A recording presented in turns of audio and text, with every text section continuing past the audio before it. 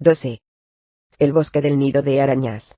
¿Quieres hacer el favor de apartar tu pie de mi cara?, dijo Thorbrand, y echó mano a la espada. Era antes del almuerzo, y al hombre calvo le habían despertado, después de dormir un rato, con una serie de patadas en la espalda. Lo que vio después, fue el recibimiento de la bota de Kelenborg, asomando sobre su cabeza. Traidores. ¿Qué es eso de que precisamente nosotros cuatro, de entre todos los seres que pueblan los reinos, somos unos traidores?, gritó Kelenborg. Sospechosos de traición, replicó Thorbrand. Y ahora, por favor, saca tu bota antes de que te cercene el tobillo. Kelenborg se apartó del hombre. Thorbrand se levantó. Una sinfonía de quejidos y crujidos se dejó oír cuando se estiró para desentumecer la espalda, el cuello y los hombros. Los aventureros y los hombres de Thorbrand estaban acampados en las proximidades del bosque del nido de arañas. ¿Cómo están tus compañeros, Kel?, preguntó Thorbrand mientras se ponía de pie para ir a buscar algo de comer. Viven. Thorbrand hizo un gesto de asentimiento con la cabeza. ¿Y medianoche? Está bien. Tenemos una deuda pendiente. La espada de Kelenborg estaba fuera de su funda antes de que Thorbrand pudiese pronunciar otra palabra. Considérala saldada. Yo solo quiero recuperar mi pelo, dijo Thorbrand con el ceño fruncido. Kelenborg recorrió el campamento con la mirada. El roce revelador de la espada, saliendo de su funda, había llamado la atención, por lo menos, de 6 hombres que estaban ahora, de pie con las armas preparadas, a la espera de una palabra de su cabecilla. Ah, dijo Kelenborg, y volvió a envainar la espada. Eso es todo. Thorbrand se rascó la calva. Será suficiente, dijo. Si bien parece que a mis amantes les gustó así. Kelenborg se rió, y se sentó, junto a Thorbrand mientras éste comía. Crick, a quien la discusión había despertado, se acercó a los guerreros. Caminaba despacio, y los oscuros cardenales, fruto del accidentado paso por el desfiladero de las sombras, relucían al sol de la mañana. Pareces, empezó a decir Kelenborg cuando el ladrón llegó a su altura. No lo digas, le interrumpió Crick, para luego coger un plato de comida. Si tuvieses mi aspecto, o te sintieses como yo, estarías muerto. Pero tú no lo estás, repuso Kelenborg ausente. No estoy muy seguro, replicó Crick a la vez que se pasaba una mano por su despeinado cabello. ¿Y medianoche y Adon? Adon sigue inconsciente, dijo Kelenborg. Entonces, no lo sabe, repuso Crick en voz baja señalando su rostro con un gesto de la mano. Kelenborg sacudió la cabeza de un lado para otro. Crick asintió, luego se volvió y dio una orden a uno de los hombres de Thorbrand. El hombre miró a Thorbrand, el cual cerró los ojos lentamente, y asintió con un gesto de cabeza. El hombre llevó una jarra de cerveza a Crick, que se tragó su contenido de un solo sorbo y luego devolvió la jarra. Esto está mejor, comentó. Luego se volvió a Thorbrand, y añadió. Y ahora dime, ¿qué es todo eso de la traición? Thorbrand les contó la historia de la lucha de Mirmenlal con el asaltante que se había identificado como Mikkel. Crick se rió. Marek jamás ha sido capaz de inventar sin seudónimo decente, observó. El hombre calvo frunció el entrecejo, y siguió con su relato. Les contó su reunión con Lal y con Ebon Stralana, que le habían pedido que organizase un grupo. Naturalmente yo insistí en ponerme al mando de la compañía, añadió Thorbrand. Ha sido de creencia común durante mucho tiempo que la conspiración del caballero siniestro se originó en Sentilkeep. Cuando tuvimos noticia de la banda de asesinos de Sentil que va tras vuestros pasos, vuestra inocencia resultó bastante evidente. ¿Tú albergabas alguna duda? Quiso saber Kelenborg. Pagasteis para obtener identificaciones y cartas falsas, luego os marchasteis de la ciudad disfrazados, incumpliendo así el contrato que teníais para servir y proteger a Arabel. Después, ese Mikkel, o Marek, o como quiera que se llame, os implicó en la conspiración. Supongo que no tengo que explicaros las conclusiones obvias que se sacaron. Thorbrand sonrió. Pero, por supuesto, yo no albergué duda alguna. Siendo así, ¿por qué no disteis media vuelta, y regresasteis inmediatamente a Arabel? Preguntó Crick. Thorbrand frunció el entrecejo. Cuando supimos lo que os esperaba, la única decisión justa era cruzar a toda prisa el desfiladero de las sombras, y acudir en ayuda de un antiguo aliado. Kelenborg puso los ojos en blanco. por favor, exclamó Kirik. Algo debías de querer. Ahora que lo dices, replicó Thorbrand, además de la inmediata devolución de mi cabello, hay un trabajillo en Arabel para el que necesitaría unos cuantos hombres valerosos. Tenemos que resolver un asunto en el Valle de las Sombras, dijo Kelenborg. ¿Y después? Pues allí a donde nos lleve el viento, añadió Kirik.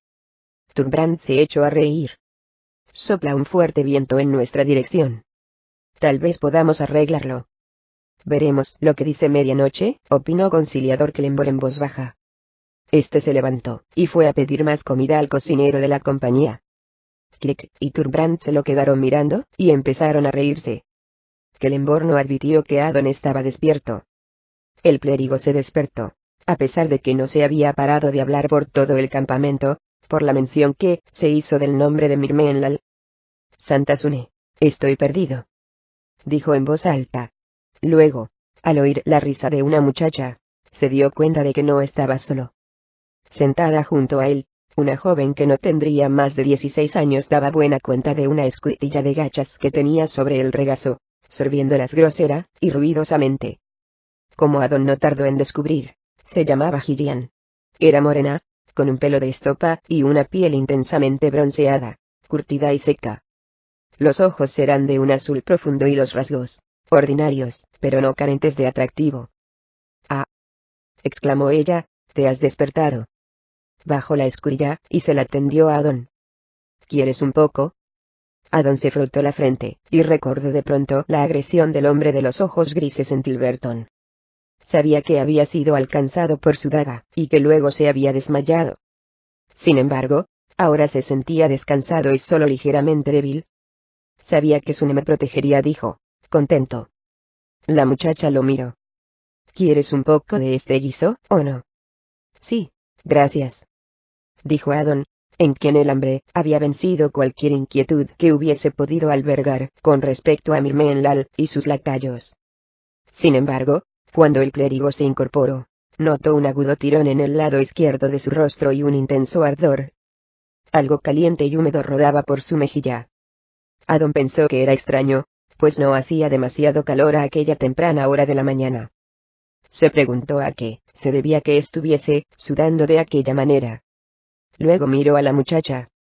Gillian apartó la mirada de Adon, se encogió tensamente de hombros, y apretó las rodillas con fuerza.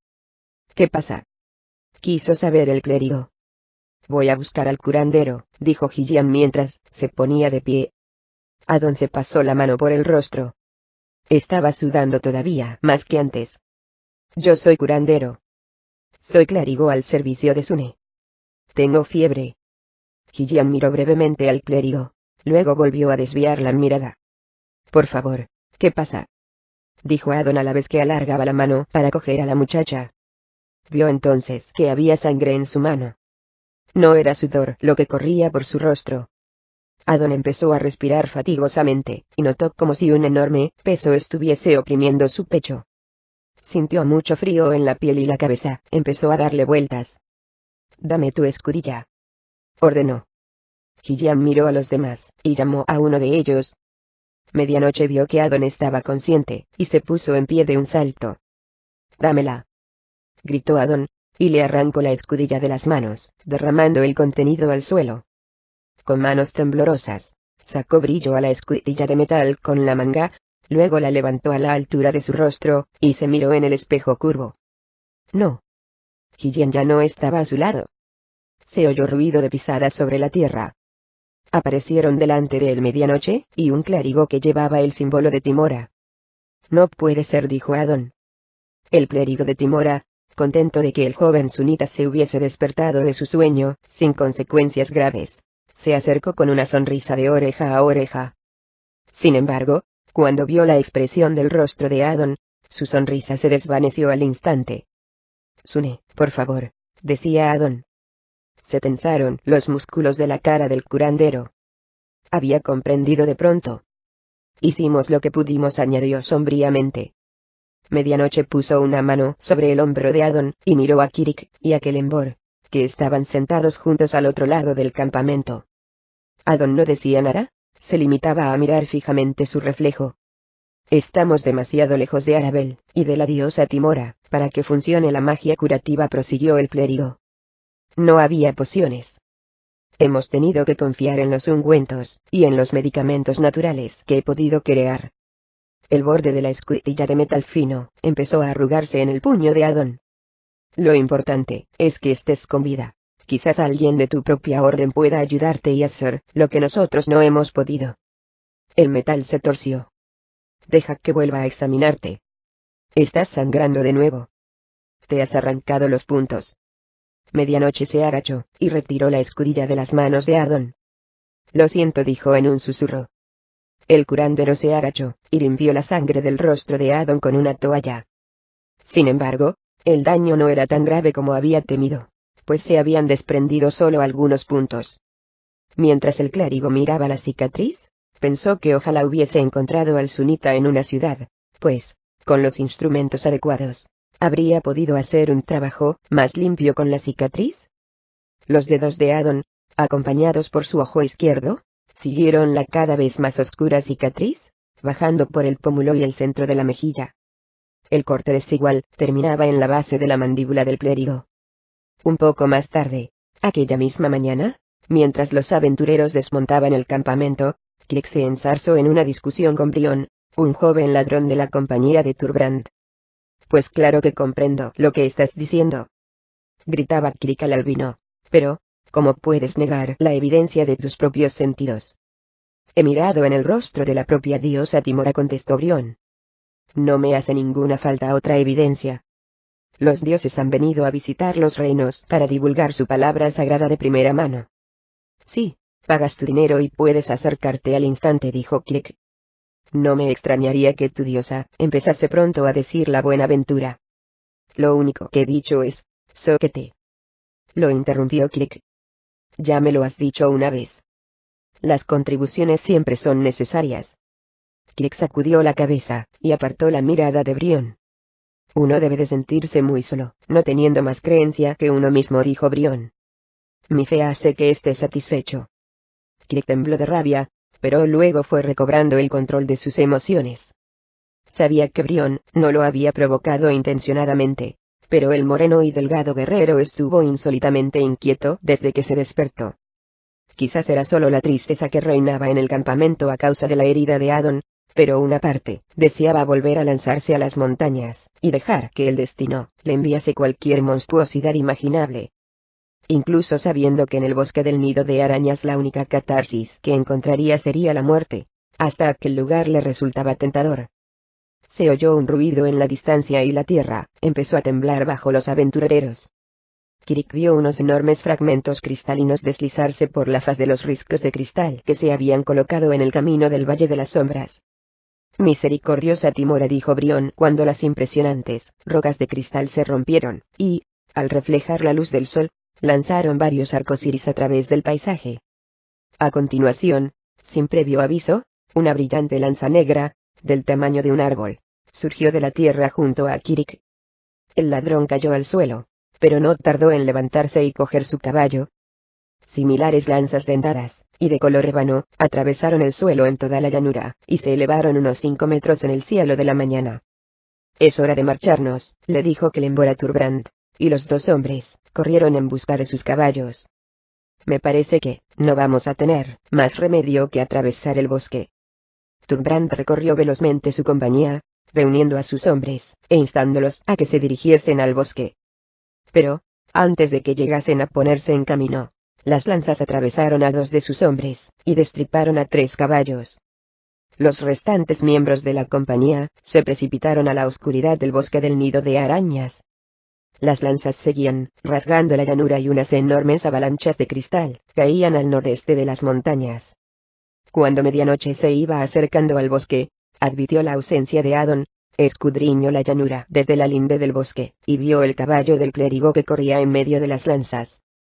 Medianoche se lanzó hacia el animal, y lo alcanzó en el centro de la llanura. Una silueta se movía despacio entre las nubes de polvo, en dirección al caballo. ¿Eres tú, Adon?, preguntó Medianoche. El clérigo se tomó su tiempo para subir al caballo, y le condujo por la devastada llanura a paso lento. Cuando el animal intentaba lanzarse a toda carrera, él lo refrenaba, y, si oía los gritos de medianoche, o veía sus frenéticos gestos, lo ignoraba. Pero como Adon no reaccionaba, ni siquiera cuando una lanza surgió del suelo a unos metros de medianoche, se puso junto al clérigo, y golpeó los cuartos traseros del animal con todas sus fuerzas. El caballo emprendió el galope en dirección al bosque, y la relativa seguridad que éste suponía.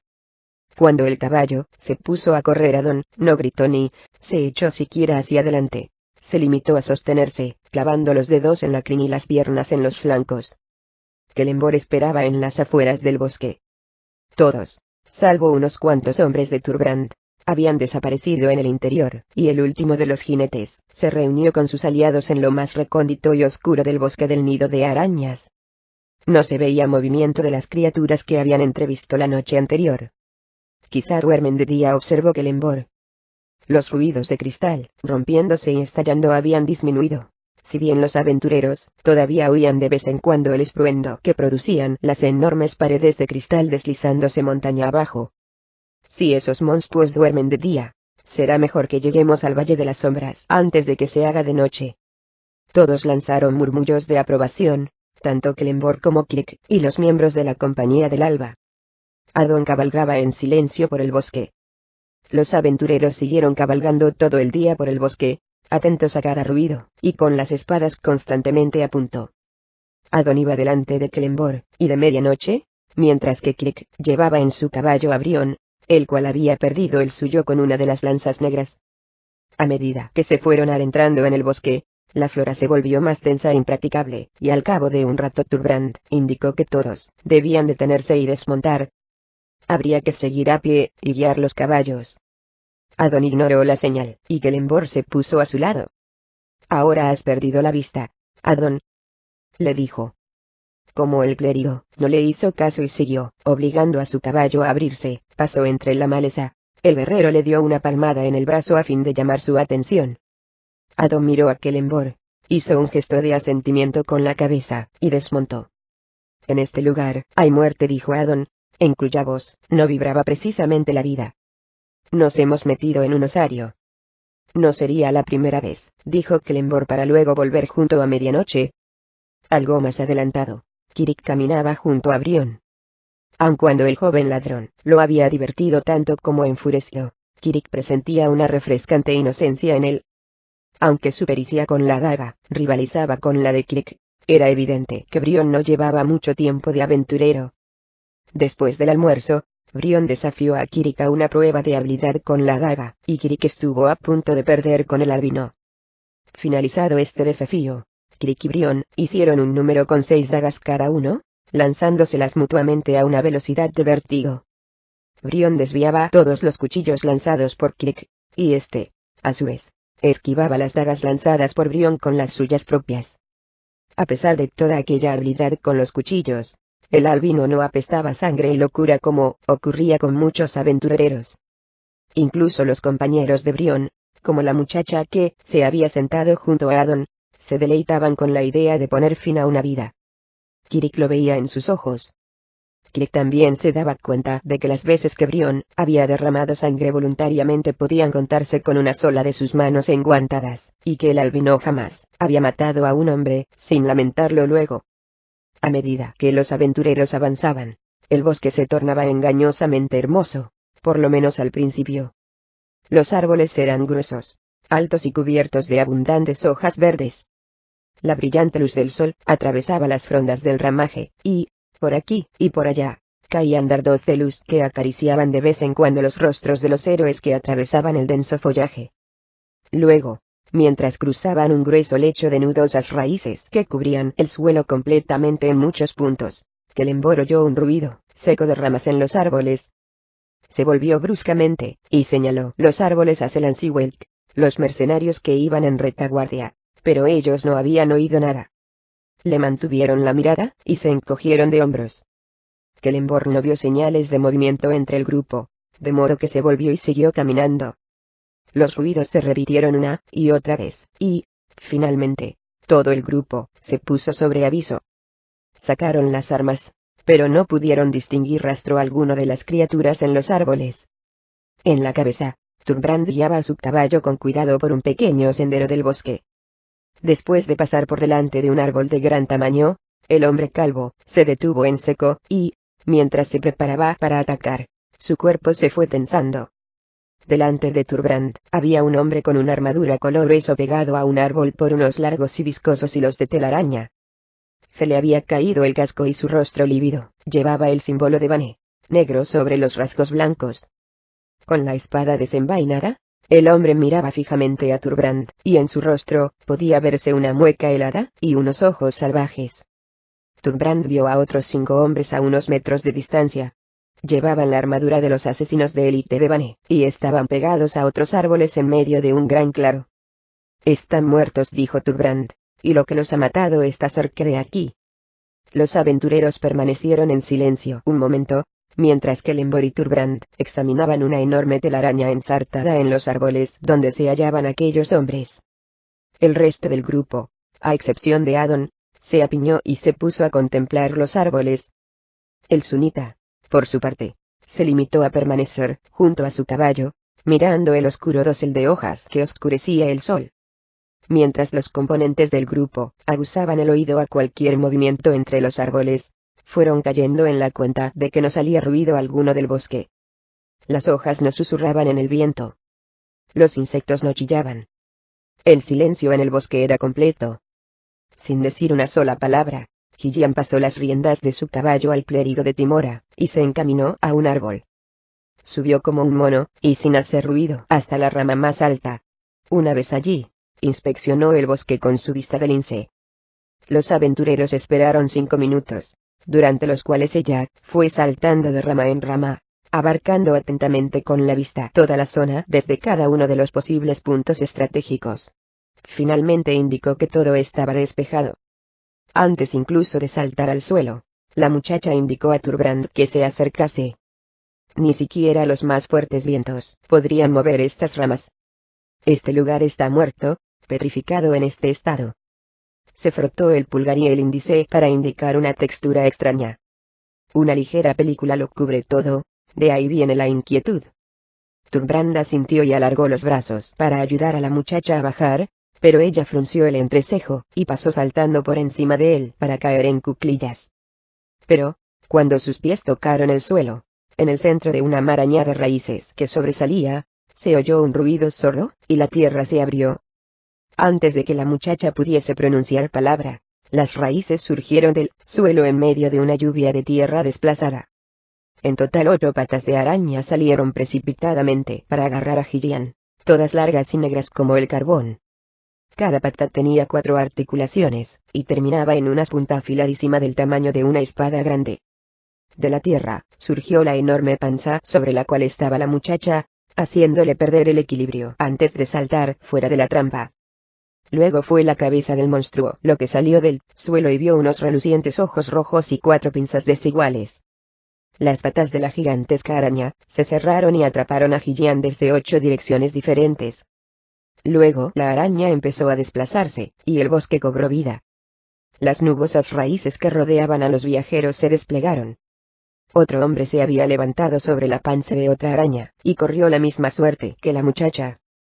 Kirik y Brion estaban espalda contra espalda con las dagas preparadas. Una de las arañas atacó al caballo de Kirik y le inyectó el veneno procedente de sus mandíbulas que lo dejó paralizado. La araña soltó al animal y esperó a que el veneno hiciera su efecto antes de arramblar con el caballo y aprisionarlo en su tela.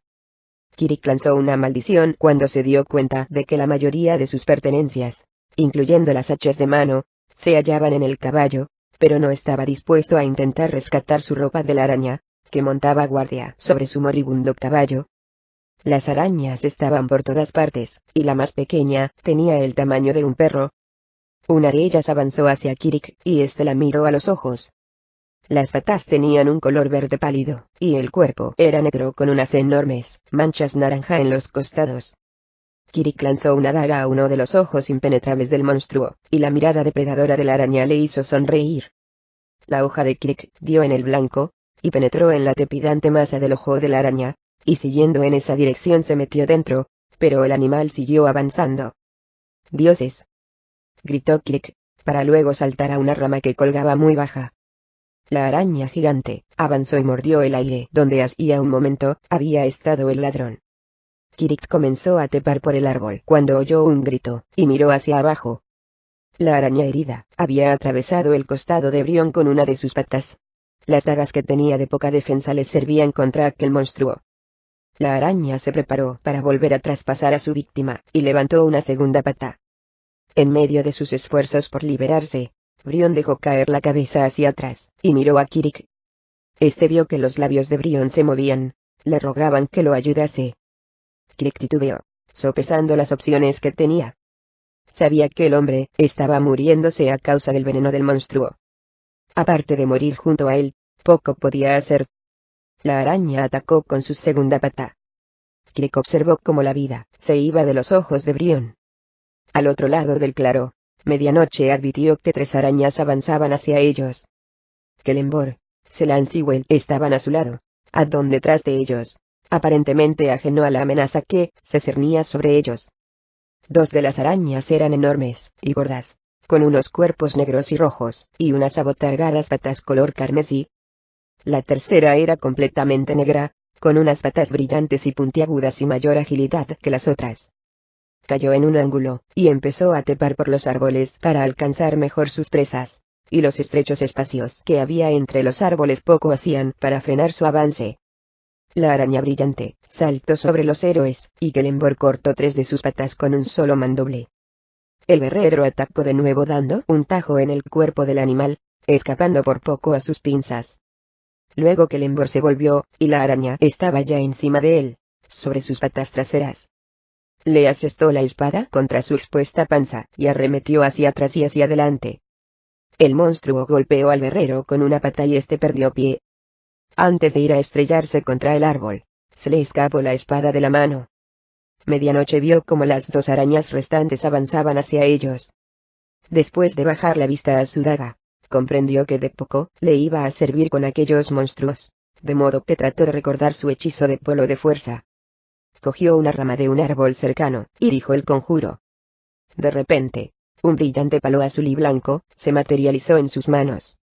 Cuando Medianoche arremetió contra la araña, le asombró descubrir que el palo había adquirido las propiedades de una guadaña. Abrió de cuajo a la primera araña que encontró, pero la otra iba por unas víctimas más fáciles. Estaba atacando a Selans y Welk, que contraatacaban codo a codo. Sus veloces espadas no tardaron en acabar con ella, pero otras se iban acercando. El goteo de una sustancia lechosa fue lo que los alertó de la presencia de una araña, atareada en tejer su tela sobre ellos. Selans levantó la vista a tiempo de ver la masa rojiza de la araña descender sobre ellos. El clérigo de Timora avanzaba por el borde del claro. Llegó a la altura de un árbol, y vio a Thorbrand luchar por su vida contra la araña que había matado a Gillian. Dio otro paso, y se encontró cara a cara con Boaim, un joven mago de Susail. Retrocedió torpemente para despejar el paso de Boaim, pero una pata de araña desgarró el pecho del mago. La araña lo levantó en el aire, para luego bajarlo hasta sus hambrientas mandíbulas. El clérigo de Timora pensó que la compañía del alba se estaba acabando. Oyó un ligero crujido detrás de sí. Levantó la masa, y se volvió para encontrarse cara a cara con una araña blanca y púrpura. Una de sus patas atravesó al clérigo con una velocidad vertiginosa. El clérigo rezó una silenciosa plegaria a Timora antes de que el mundo se convirtiese en tinieblas. A corta distancia de donde había caído el clérigo, la espada de Thorbrand relampagueó, y cayó al suelo la cabeza de la araña que había matado a Gillian. El veneno que derramó siguió salpicando al guerrero, incluso cuando éste empezó a alejarse para evitar el quedar empapado. Otras 5 arañas avanzaban hacia el hombre calvo.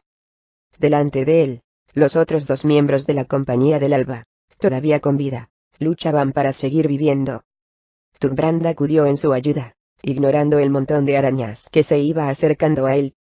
Encaramado en la copa de un árbol, Kirik observaba con creciente fascinación cómo las arañas iban trepando por el bosque, y creando su complicado trabajo de artesanía.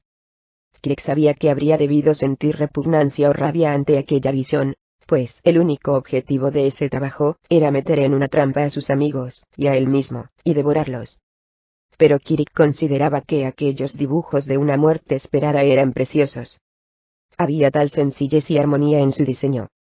Crick oyó un ruido junto a él, y saltó del árbol un segundo antes de que un grupo de pinzas se juntase en el aire, donde él estaba. Antes de que tuviese ocasión de ponerse de pie, oyó el ruido revelador de una araña, abriendo y separando la tierra para cogerlo en su trampa. A 50 metros, Kelenborg se levantó. Sus sentidos habían quedado sumergidos en los sonidos de las arañas, cuyas patas crujían, y cuyo peso agitaba ligeramente los árboles petrificados. Estaba rodeado por los monstruos, pero estos no se lanzaban contra él.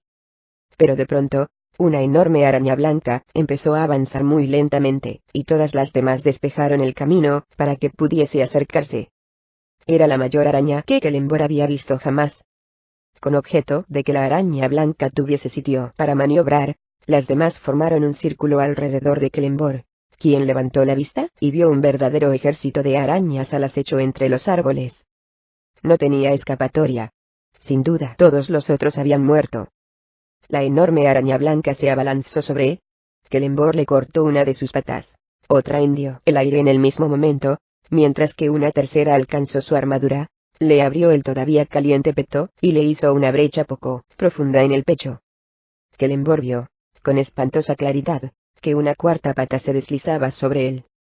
La pata atravesaría su pecho en un instante y la araña arrastraría su contraído cuerpo hasta sus hambrientas mandíbulas. Pero fue entonces cuando un agudo dolor envolvió su cabeza, que pareció iluminarse de azul y blanco. Era Crick, que saltaba del árbol. Kelenborg empezó a librar su batalla con la araña blanca, y medianoche se dispuso a arremeter contra la araña roja, con Adon detrás, sin moverse para protegerla. Medianoche se metió entre las prensiles patas, y clavó su guadaña mágica en los ojos del monstruo. La araña roja se retorcía en el suelo, y medianoche, al mirar a su alrededor, vio que tanto Crick como Kelenborg estaban en inminente peligro. Una sustancia lechosa golpeó en aquel instante una de sus botas. Miró hacia arriba a tiempo de ver la enorme y amarilla panza de una araña que descendía hacia ella con las patas, moviéndose en el aire con ávida expectación. Medianoche lanzó un hechizo destinado a crear un escudo delante de la araña. Cuando terminó de decir el conjuro, la energía hizo crepitar su medallón y unos rayos de luz surgieron de la estrella en dirección a Adon, Kelenborg, Crick y los 3 miembros de la Compañía del Alba que quedaban. Y, cuando la araña blanca bajaba su pata hacia Kelenborg, y Crick caía en la trampa, y Adon miraba indiferente como la araña gris se abalanzaba sobre él, todos desaparecieron. Medianoche tuvo la sensación de que le estaban arrancando el aire de los pulmones, y que una brillante ráfaga de luz azulada la cegaba un instante, y, cuando volvió a ver con claridad, se encontró en una larga carretera. Pensó por un momento que se había vuelto loca, hasta que comprendió que había sido teletransportada del bosque. Kelenborg yacía en el suelo junto a ella, sujetándose la cabeza con las manos. ¿Qué has hecho?, gruñó el guerrero. Luego trató de ponerse en pie, pero no pudo. Miró hacia abajo, y vio que el corte de su pecho todavía sangraba ligeramente. No es que me importe mucho lo que hayas hecho. Crick y Thorbrand ayudaron al guerrero a ponerse de pie. Sí, sea lo que sea, te debemos la vida, dijo el hombre calvo.